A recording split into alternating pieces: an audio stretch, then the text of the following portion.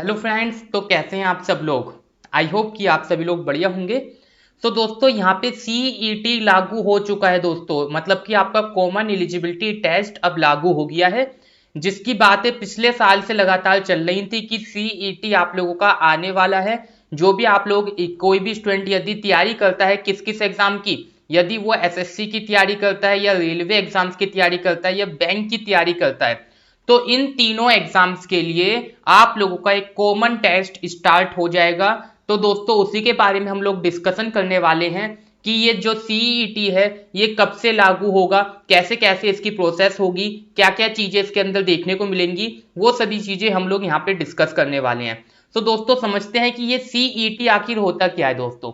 जो ये सीईटी होता है दोस्तों, ये आप लोगों का कॉमन एलिजिबिलिटी टेस्ट होगा। ये किन किन स्टूडेंट्स के लिए होगा, जैसे कि अभी मैंने बताया, कोई भी स्टूडेंट यदि एसएससी की तैयारी कर रहा है, रेलवे की तैयारी कर रहा है या बैंक के एग्जाम्स की तैयारी कर रहा है, तो इन सभी एग्जामिनेशंस की आपको प्रोसेस पता है दोस्तों कि इन सभी एग्जामिनेशन में मतलब कि 2 स्टेज एग्जामिनेशन, 3 स्टेज एग्जामिनेशन, कुछ इस तरीके से प्रोसेस चलती है ना। मतलब कि आप लोग कहते हैं सर बैंक की बात करें तो सर प्री का पेपर हो गया, फिर मेंस का हो गया, फिर इंटरव्यू हो गया। तो दोस्तों ये टोटल एग्जामिनेशन अब आप लोगों का सीईटी के अंदर नहीं आएगा। एग्जाम क्या आएगा आप लोगों का, ओनली स्टेज 1। ओनली स्टेज 1 जो है आप लोगों का दोस्तों, ये सीईटी के अंदर आने वाला है। जो आप लोगों का स्टेज 1 का एग्जामिनेशन है उसे सीईटी के अंदर रखा गया है। मतलब कि दोस्तों आप लोग सीधी भाषा में ये समझें कि जो आप लोगों का प्री एग्जामिनेशन होगा किसी भी फील्ड का, चाहे वो एसएससी का हो, चाहे आप लोगों का रेलवे का हो, चाहे आपका बैंक का हो, उसे आप लोगों का रखा गया है सीईटी के अंदर। ठीक है दोस्तों, जब आप लोग इस सीईटी को क्लियर कर लोगे, इस सीईटी को जब आप लोग क्लियर कर लोगे, तो आप लोगों को एक स्कोर कार्ड मिलेगा। आपको क्या मिलेगा दोस्तों, एक स्कोर कार्ड मिलेगा, जो कि दोस्तों आप लोगों का वैलिड रहेगा कब तक, जो कि वैलिड रहेगा दोस्तों आप लोगों का अप टू 3 इयर्स तक, है ना भाई। आप लोगों का 3 वर्ष तक ये जो आप लोगों का स्कोर कार्ड होगा ये वैलिड रहेगा। इन 3 इयर्स के अंदर आप लोग क्या कर सकते हैं, जो भी एसएससी के एग्जामिनेशन, जो भी रेलवे के एग्जामिनेशन या जो भी आप लोग के बैंक के एग्जामिनेशन होंगे, उनका एग्जाम आप लोग दे पाओगे, है ना।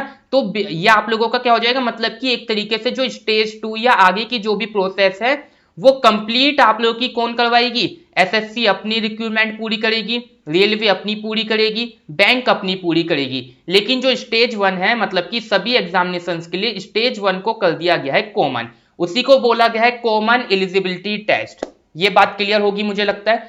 अब दोस्तों आपके मन में डाउट होगा कि सर ये हम लोगों का जो सीईटी है ये 3 साल तक, मतलब कि इसका स्कोर कार्ड 3 साल तक वैलिड हो गया, तो हमें क्या करना है, हम लोग इसके बाद स्टेज 2 का भी एग्जामिनेशन दे लेंगे। ये बात भी क्लियर है। लेकिन कुछ स्टूडेंट कहेंगे सर हम तो एसएससी में 12th लेवल एग्जाम की तैयारी कर रहे थे, जैसे कि सीएचएसएल एग्जाम की तैयारी कर रहे थे, है ना। कुछ स्टूडेंट कहेंगे सर हम तो 10th पास वाले की तैयारी कर रहे हैं, जैसे कि एमटीएस हो गया।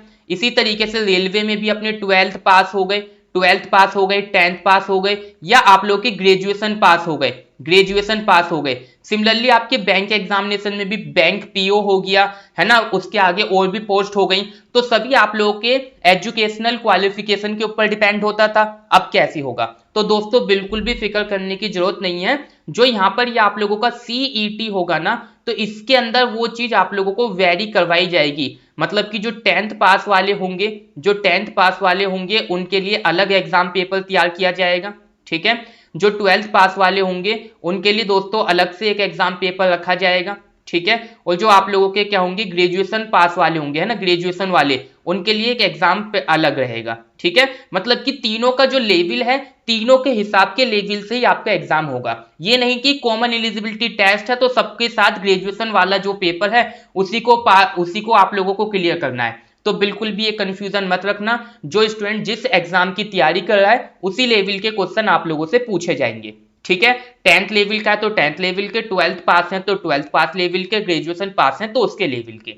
ये बात क्लियर हो गई। अब दोस्तों यहाँ पे बात ये निकल कर आती है कि हमारा जो ये स्कोर कार्ड है 3 साल तक वैलिड रहा, है ना। तो 3 साल तक वैलिड रहा तो हम लोग क्या सभी एग्जामिनेशन दे सकते हैं? यस, बिल्कुल आप लोग एसएससी के एग्जामिनेशन जितने भी हो सकते हैं उन सभी को दे सकते हैं अपने एलिजिबिलिटी के अकॉर्डिंग कि आप लोगों ने, आपके पास कौन सा अपने पास स्कोर कार्ड है।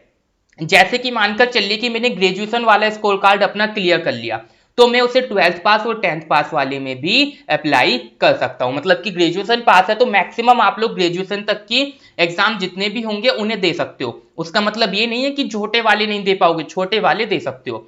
लेकिन अगर जो 12th पास वाला है, 12th पास वाला अगर आपके पास स्कोर कार्ड है तो आप लोग 10th पास वाला दे सकते हो, 10th पास वाला दे सकते हो, लेकिन आप लोग ग्रेजुएशन वाला नहीं दे सकते। ये चीज कॉमन सी चीज है जो आप लोगों को पता होनी चाहिए। लगभग हर साल 3 करोड़ से भी ज्यादा स्टूडेंट डिफरेंट डिफरेंट एग्जाम्स की भाई आप लोगों की तैयारी करते हैं। तो उन सभी के लिए दोस्तों ये फायदेमंद बात है, ये काफी ज्यादा बढ़िया फायदेमंद बात है, क्योंकि एक बार केवल आप लोगों को अपनी फीस सबमिट करनी है, एक बार आप लोग फीस दोगे अपनी, उसके बाद आपने सीईटी में एग्जामिनेशन के लिए अपना अप्लाई किया, आप लोगों का क्लियर हो गया, उसके आगे जब भी आप लोग एग्जाम देंगे कोई फीस आप लोगों की नहीं लगने वाली, चीजें बिल्कुल बढ़िया तरीके से कवर हो जाएंगी। तो मुझे लगता है कि दोस्तों आप लोगों को अभी तक की सभी बातें क्लियर होंगी। अब दोस्तों आप लोगों के दिमाग में आ रहा होगा सर सीईटी का हमें क्या फायदा होगा, और इस सीईटी के आने से, इस सीईटी के आने से दोस्तों क्या नुकसान होने वाले हैं, उन सभी के बारे में भी मैं आपसे डिस्कशन करूंगा। उसके लिए दोस्तों मिलते हैं हम लोग अपनी अगली वीडियो में।